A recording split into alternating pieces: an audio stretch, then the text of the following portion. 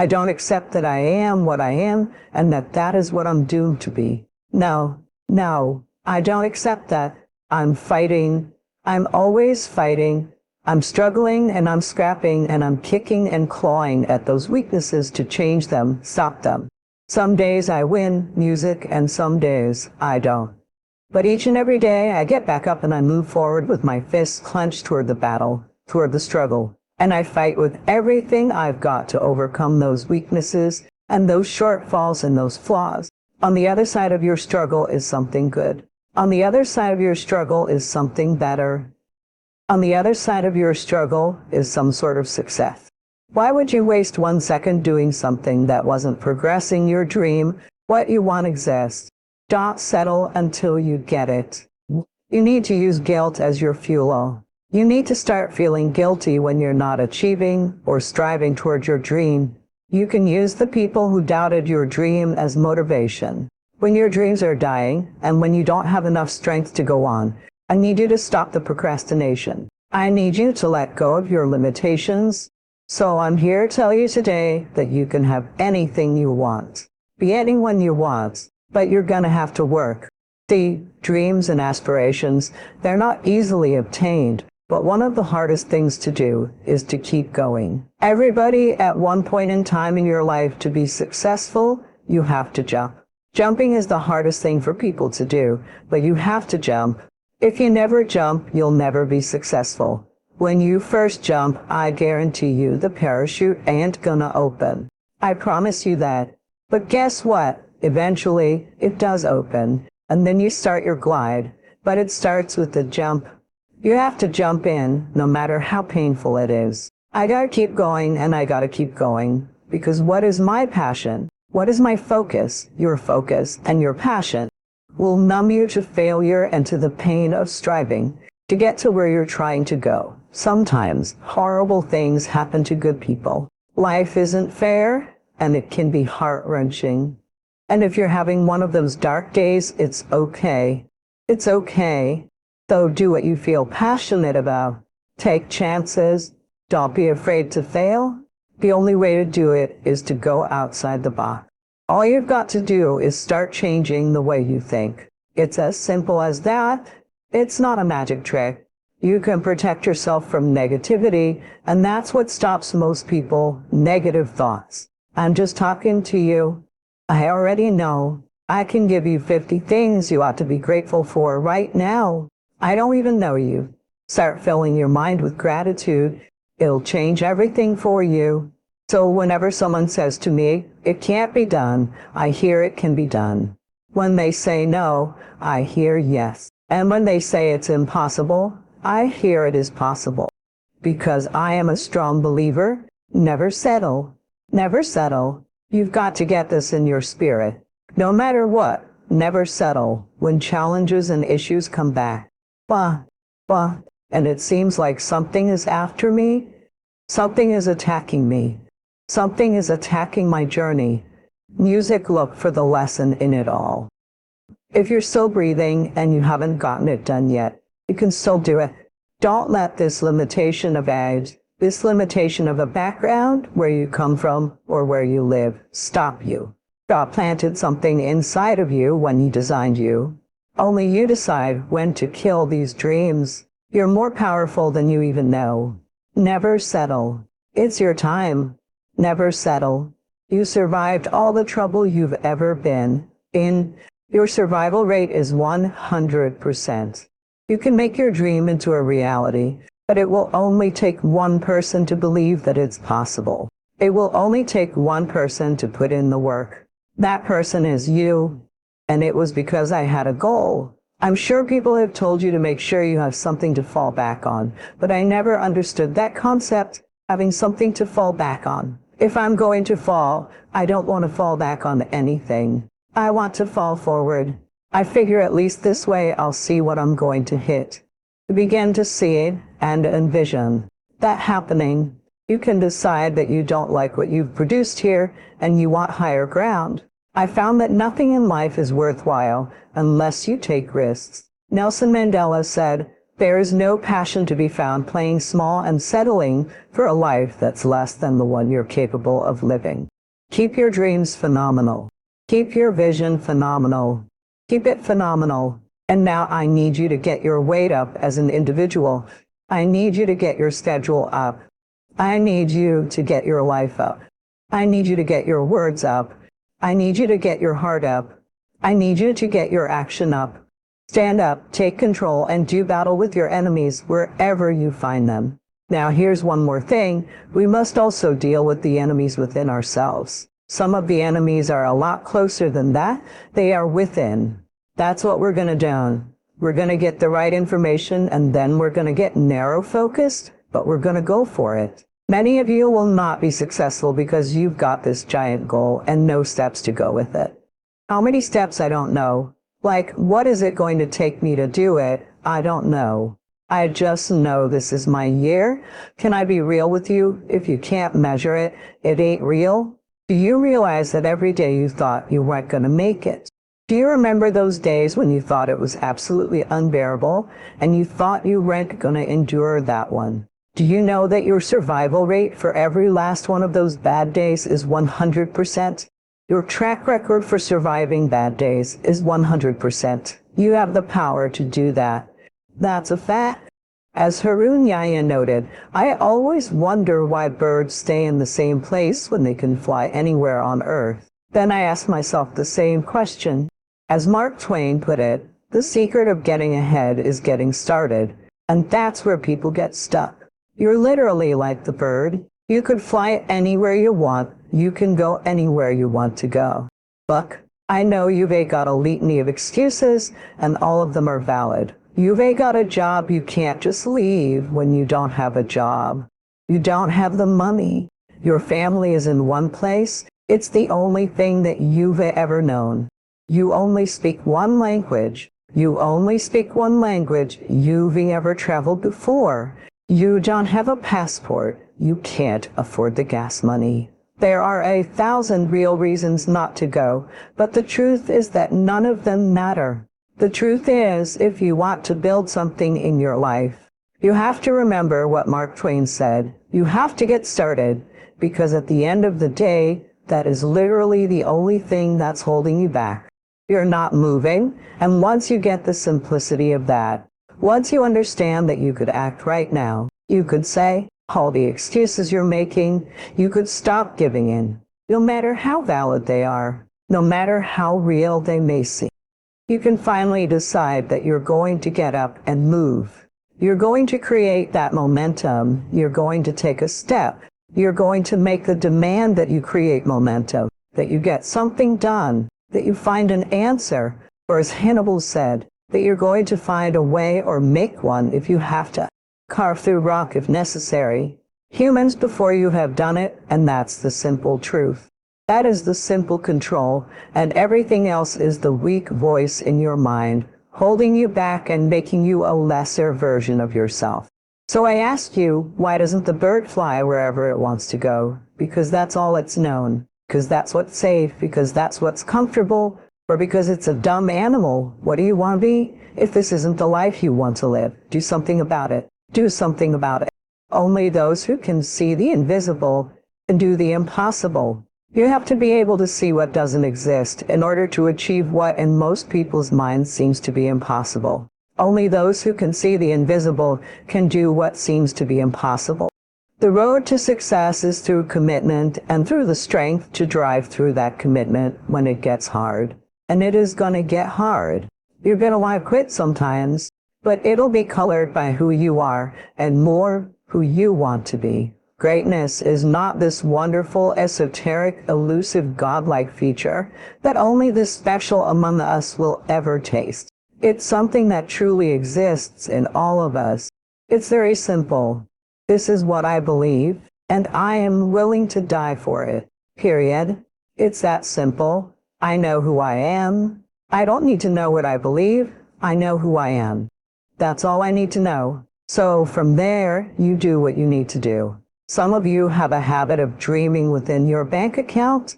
Some of your thoughts and visions are so big and so outlandish and so powerful and amazing But you end up talking yourself out of that dream by saying, I can't afford that. Well, guess what? There's a lot I can't afford. There are a lot of visions and dreams that I still can't afford. I've always had this idea. One day I'm going to meet a multi-billionaire.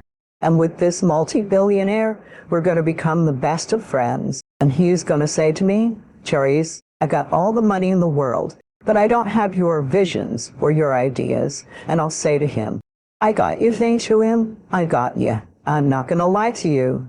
I'm not going to waste your time. I've got big visions and ideas. I can't afford them all, but it's not going to stop me from having these visions and ideas. Nan, I came here to remind you that when people laugh at your visions and ideas, it's only because they don't have their own visions and ideas about what they're supposed to do with their lives or careers. But I don't have any dreams for themselves. They tend to be dream killers. People that don't have their own visions become vision killers. They want nothing more than to talk you out of your own visions. They don't have dreams for themselves. They don't have any hopes. They're hopeless, uninspired, unmotivated. They have no dreams. They have nothing they're ambitious actually. But I want to remind you to continue to dream and dream big. I have a habit of dreaming with my eyes open. I get very inspired by the things I see. I'm inspired by architecture, photography, and ideas. I'm inspired by the idea that someone could have a vision. And if that vision had stayed in their mind, they would have robbed the world of the opportunity to experience that vision. I mean, think about this, as big as this is, the fact that it's in the middle of the street. If they had kept this idea inside their minds, I wouldn't be here to look at it or experience it. This is the power of visions and ideas right here. You see, this is the power of not allowing anyone to laugh at you when you say, I want to build something, a sculpture. They can go in the middle of the street, and it can be an iconic sculpture that will last forever, long after I'm dead and gone. This could be a sculpture that could stand in the middle of a street here and the streets of Paris. If the person who built this had allowed a lot of people to talk them out of their dreams and visions, it wouldn't be here for us to see or experience. My voice is gone. We had a sold-out show here in Paris. I just wanted to remind you to dream and dream big, and understand that your family and friends and loved ones, in most cases, boyfriends, girlfriends, will be the first to try and talk you out of your dreams, your visions, and ideas as to what you're supposed to do with your life. They will say, who wants you when you have 2 or 3 kids? Who wants you when you put on all that weight? Who wants you when you're looking like this and have been through this and that? Nobody's interested in you. Nobody's checking for you. Nobody's checking for you. They'll laugh at you. They'll call you names because they have no dream. They have no hunger for success. They don't have an appetite. They don't want it. I want to win so bad. My hunger and appetite for success is intimidating. It scares the people around me. I come up with new visions and ideas every single day, and people around me say, slow down, stop. You're doing too much. Your appetite is too big. I can't help myself. I want to build. I want to win. I was a billionaire. I was a change agent. I was a thousandaire. I am a millionaire. There's only one step left, the billion. I don't think I'll see a trillion, but I know I'll see a billion. I believe it. I believe it, and there's no one in the world that can talk me out of that feeling. Sending my love all the way from Paris. If you make it to the end of this video, I want you to write, only those who can see the invisible can do the impossible. You have to be able to see what doesn't exist in order to achieve what in most people's minds seems to be impossible. Only those who can see the invisible can do what seems to be impossible. You have to be relentless. You have to never let off the gas, never stop, never quit, and never allow anyone to talk you out of the dreams, visions, and ideas that God has sent you. You know, sometimes you get that feeling in life that things aren't going your way. You hear people say that things aren't going their way right now. Listen, things just don't go your way. That's not how the world works. You've got to make them go your way. Taking responsibility for whatever happens to you means knowing that you have consciously made the decisions that are now affecting you. Knowing that what is happening now is the direct result of your activity, what you did yesterday. Self-reliance is basically counting on yourself. Recognize the fact that you're going to get into some slumps and encounter a great deal of failure in life. It goes with the territory. But in the face of that, want to be relentless. You think things are going to just happen for you. Well, they're not just going to happen for you. You're going to make them happen. Go make things happen. I need you to confront you because you don't want anything holding you up. I need you to confront you. I need you to look in the mirror and tell yourself, you are not going to do me like this anymore. You gave yourself a pass. You are not where you're supposed to be financially. You gave yourself a pass. You know better than that. You know you should be further along in life, but you keep letting yourself slide. It's time you punish yourself from now on. You're not going to hold any other human more accountable than you hold yourself. Many doors will be closed in your face. Any loans that you will want, they'll say no. You don't have enough collateral, don't have enough credit. Most people will give up, but you've got to decide that you're going to be fearless. You refuse to be denied, and you're going to go all out. You're going to be relentless. I don't care how many no's you encounter. I like something Isaiah Thomas said. He was getting ready for a basketball game. I'm going to either shoot us in or shoot us out, but I'm not going to not do anything. And that's the way to go. I had no advantages, but I woke up one day and realized, all men are crazy. Don't need any advantages. You are your advantages. Why are you waiting for somebody to call you? Why are you waiting for somebody to affirm you? Why are you waiting for somebody to tell you to go for your dream? Why are you waiting for somebody to take you by the hand, give you what's rightfully yours? Rise up and aggressively move forward down the path. Get yourself in the game, shut down all those pathetic excuses and get after it. Now, there is a time to let your mind wander, but it's a time you designate specifically for that purpose. At that appointed time, you can go for that walk on the beach or that drive to the mountains away from business. Let the breezes blow and your mind soar. Do some dreaming. That's healthy, but do it at that pre-planned time. At all other times, concentrate. Another aspect of managing goals and time is constant review.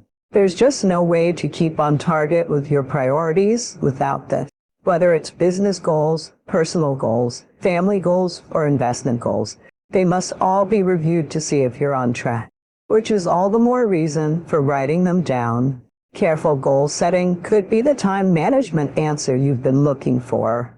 Goals well defined, well described, and well thought out make us look carefully at the time we have and how to get the most from it to make all of our dreams come true. The answers to do better come from the necessity to do better. You will undoubtedly be amazed at the ideas you can come up with for the use of your time when goals and purpose have you stimulated to the maximum.